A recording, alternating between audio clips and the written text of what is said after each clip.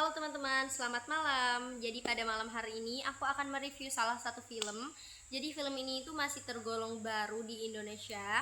Film ini itu disutradarai oleh Daniel Rifki yang diadaptasi dari salah satu film Korea karyanya Im Chang Ho yang dibintangi oleh Dwi Sasono dan juga Widi Aulia. Kita akan mereview film ini berdasarkan perspektif dan juga kacamata dari BF Skinner. Jadi sebelum kita mereview nih, sebaiknya kita kenalan dulu ya, karena kita belum kenalan dari awal. Jadi kenalin, nama aku Livia Amanda, aku salah satu mahasiswi program studi psikologi di Universitas Sunan Gresik dengan NIM 25104040. Jadi karena mungkin banyak dari teman-teman yang belum menonton film ini ya, film ini tuh bercerita tentang satu keluarga yang dimana itu ada 5 orang. Ada ayah mereka yang bernama Pak Tony, ibu mereka yang bernama Ibu Linda, dan 3 anak dari 2 pasangan suami istri ini yang bernama Sally, Billy, dan juga Ken.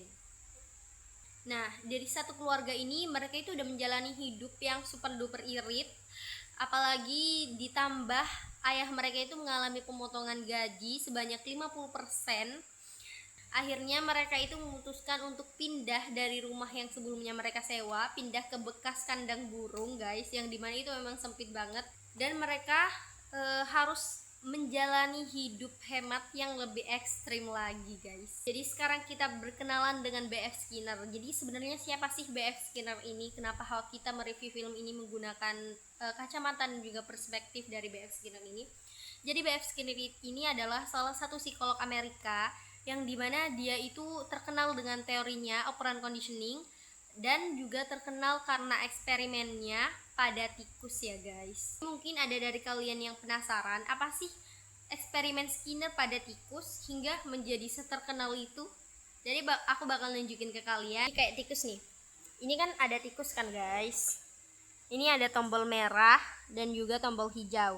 Jadi tikus ini kan awalnya belum tahu nih kalau dia neken tombol merah dia bakal kesetrum, dan juga kalau dia neken tombol hijau dia itu bakal dapat makanan. Jadi kayak dia kan nggak tahu, jadi awalnya kayak dia neken sembarang dulu, jadi kan dia neken yang merah jadinya kesetrum kan, dan ini kan punishment guys. Neken tombol hijau itu akan dapat makanan yang dimana itu adalah reinforcement atau hadiah. Jadi kayak semakin lama dia itu kayak udah belajar kalau saya ini neken tombol hijau saya bakal dapat makanan, jadi seperti itu. Jadi kegiatan dia bakal berulang buat ngambil makanan, dan juga dia bakal ngehindarin banget buat dapat yang merah, buat neken yang merah ini gara-gara yaitu sebuah punishment seperti itu. Pasti kalian penasaran kan kenapa bisa anak dari Bu Linda dan juga Pak Tony itu ikutan irit? Apakah mereka bawaan dari lahir, faktor gen, atau ya turun temurun seperti itu? Jadi ya guys, dari kecil ketika dia bisa nabung, dia bisa berhemat, dia bisa irit, jadi dia bakal dipuji oleh ibunya dan juga ayahnya. Nah, ini dikenal dengan reinforcement atau penguat. Jadi kayak dia kan otomatis happy gitu ya guys. Nah, ketika dia tidak bisa hemat, dia boros ataupun dia tidak mematikan lampu, jadi dia bakal dimarahi oleh Bu Linda dan juga Pak Tony ini.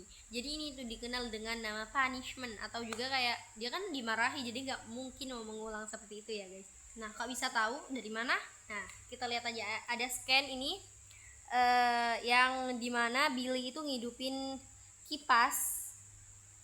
Yang ini kipasnya itu kayak lumayan keras gitu, jadi kayak disuruh pelan-pelan gara-gara biar menghemat listrik.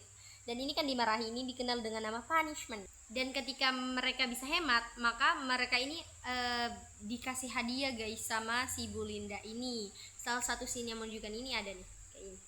Ini kan mereka udah hemat kan selama udah pindah ke rumah burung yang tadi, kontrakan yang lebih kecil, dan mereka itu bisa hemat. Jadi akhirnya Bu Linda ini memberikan reward kepada anak-anaknya berupa TV biar mereka bisa nonton TV. Jadi kesimpulannya menurut BF Skinner, anak itu tergantung bagaimana dia dididik dan juga bagaimana dia dibentuk ya guys, tergantung pengasuhan orang tua. Jadi analoginya seperti pematung yang membentuk tanah liat menjadi patung yang indah. Jadi segini dulu dari aku. Mungkin kritik dan sarannya kalian bisa tulis di komen. Oke, selamat malam.